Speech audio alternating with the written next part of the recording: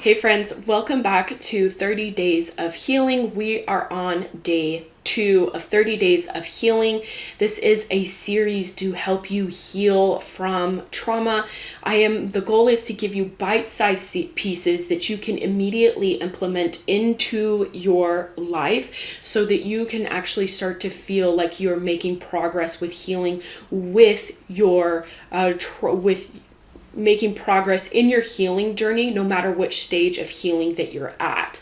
If you want to see which stage of healing that you're at, make sure that you check the link down in the descriptions because there is a whole quiz for you. So yesterday I kind of talked about stage 1 of healing. Today I'm going to dive into safety and your nervous system because I feel like that's so important. There won't necessarily be something tangible with this, but definitely things to be aware of. And I'm Angela. I'm a trauma healer. I help women heal their trauma and embody their worthiness and step into their sovereignty after trauma. I have been healing for the last 10 years, and for the last 4 years I've been helping women heal their trauma. And in my working and coaching with women that have experienced trauma, one of the most important things that has been developed in my work is my 3-step signature framework. And my 3-step signature framework is to focus on safety, energy, and then mindset. I do believe that it's a huge mistake to focus on mindset first and solely focus on mindset. So your felt sense was actually developed first before your cognitive thinking. And so that means that the felt sense is felt from the body with your emotions and things that were happening at that time.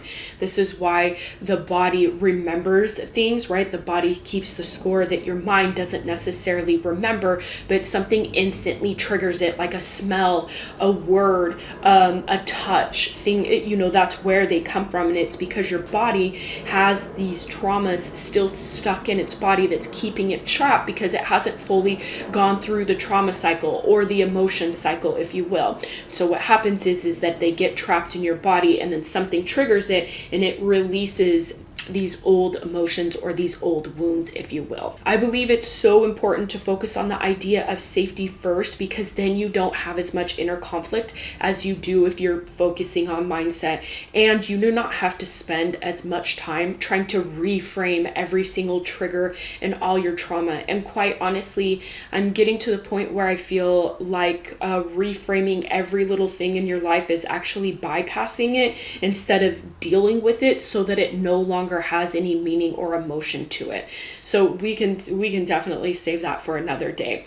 But safety is about feeling like you can be present within yourself and within your body and in the moment. So how do you know if you feel safe or not?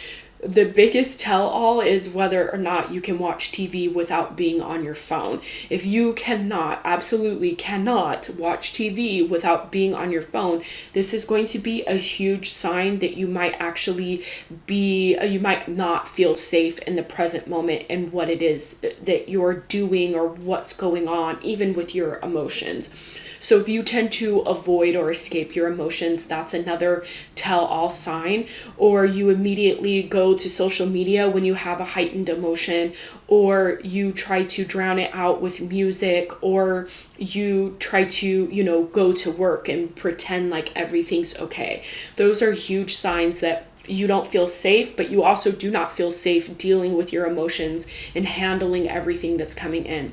The reason why we really struggle with being safe and being present in our bodies is because that's when the trauma happened. Especially if we're talking about childhood trauma, it actually happened when you're present and connected to your body and in the moment. And so what happens is that because of that trauma and potentially that conditioning, you learn, whoa, being present in my body is not a safe place to be. So you completely disconnect from it and you start to live up here. And so it becomes very important for you to learn to come back into your body, because your body is consistently sending you signals, telling you what's going on, telling you what you should and should not be doing, right? It's the ultimate GPS signal, but yet it is the most ignored system that we have, and it is because we do not feel safe. So your goal is to start to feel safe within your body. And how do you do that? Of course, with resetting and rewiring your nervous system. What happens is that your nervous system is actually in the stress response, and our goal is to bring you out of that stress response or into the parasympathetic nervous system, right? So where you're calm and you're collected and you feel safe and connected to yourself. So our goal here is to shift you into that kind of soft type of feeling so that you have that peace and that calmness. Now, that's not something that I can do for you in a 10-minute video, but I will relieve my most popular guided meditation, reset and rewire meditation. And it will help you so much. I focus on this with my clients as we go through the 8-week healing program. If that's something that you want to do, just reach out to me. I have one-to-one spaces available. But you can also, without doing the meditation, especially if you're in stage 1 of your healing and you haven't really done any meditation, I wouldn't necessarily start with that meditation. I will leave you a 15-minute reset meditation that's specifically for stress, but it will also help. But just know that that one's only 15 minutes long, and that will definitely serve you. I'll leave the link for that. I better write it down. So what else can you do to help yourself feel safe? I want you to start noticing how you're feeling around certain people. Does your anxiety kick in? Do you start to feel really off around certain people, certain environments? So that's going to help you know whether or not you're actually feeling safe. And if it's not, then it's your job to then start shifting things, eliminating things so that you can actually feel safe in your environment. Now, I know, especially in the spiritual community, it's all about, well, you should just be able to feel safe within your body. And the reality is that if you are also not feeling safe in your environment, you're not going to feel safe in your body at all. And another thing that plays a huge part of this actually is money. And so if you are struggling financially, or you feel like there's never enough money, you are actually putting your nervous system in the stress response. And so we don't want that anymore. I know people don't want to hear this, but it very much does affect whether or not you feel safe, because money represents safety, security, and worthiness.